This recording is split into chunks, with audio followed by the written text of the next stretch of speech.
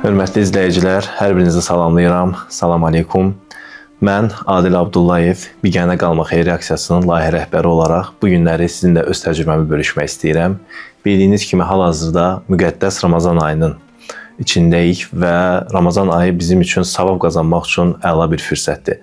Və savabların da ən yaxşılarından biri yardımlaşma və digərlərin dərdinə və yaxud da ki, probleminə dəstək olmaqdır. Yardımlaşma deyəndə bir şey unutmamalıyıq ki, bu sadəcə artıq qalan pulumu və ya malımı vermək deyil, bu bir insanlıq borcudur, bu bir insanlıq vəzifəsidir. Allah Subhanahu və Teala Quranda buyurur: sevdiyiniz şeylərdən xərcləməyincə əsla yaxşılığa nail ola bilməzsiniz. Burada xüsusilə bunu vurulmaq istəyirəm, sevdiyiniz şeylərdən. Yəni əsl xeyriyyəçilik qalıqları yox, dəyər verdiyinizi bölüşməkdir. Bu bir qabiliyyət deyil, qəlbimizdə böyütdüyümüz bir istəkdir.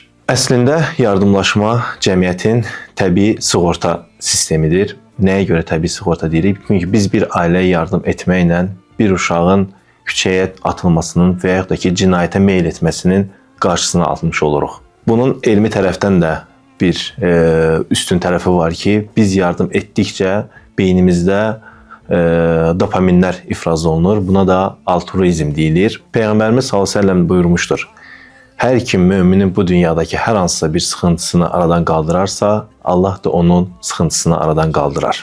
Yəni biz bir yaradılanın dərdi ilə məşğul olduğumuz halda, yaradan da bizim dərdimizlə məşğul olur. Kömək edən, kömək ediləndən daha çox huzur və fayda tapır. Bəzən azalacaq deyə qorxuruq. Amma ilahi tərəzi tamamilə fərqli cür çalışır. Allah Subhanahu və Teala Quranda buyurur: mallarını Allah yolunda xərcləyənlərin misalı 7 sümbül verən bir dənəyə bənzəyir. Mövlananın da dediyi kimi, bir şam digər şamı yandırmaqla öz işığından heç nə itirməz. Biganə Qalma aksiyamızda könüllərimiz digər insanların böyük problemlərinə, böyük dərdlərinə mərhəm olduqca öz kiçik problemlərini böyütməkdən əl çəkirlər. Yəni həqiqətən də biz özümüz üçün böyütdüyümüz kiçik problemlərimiz, amma digərlərinin problemlərinə baxdıqda isə həqiqətən görürük ki, çox kiçikdir. Yardımlaşma həyata baxışı dəyişir. Çünki xeyir işin sevinci hər şeyi sağaldır. Unutmayın, niyyət hər şeyin əsasıdır. Niyyət etmək hər bir işin başlanğıcıdır və biz davamlı olaraq xeyir işlər üçün niyyət etməliyik ki, Allah da bizi bu yolda işlərimizi asanlaşdırsın. Aksiyalarımızdan birindən bir misal gətirəcəm.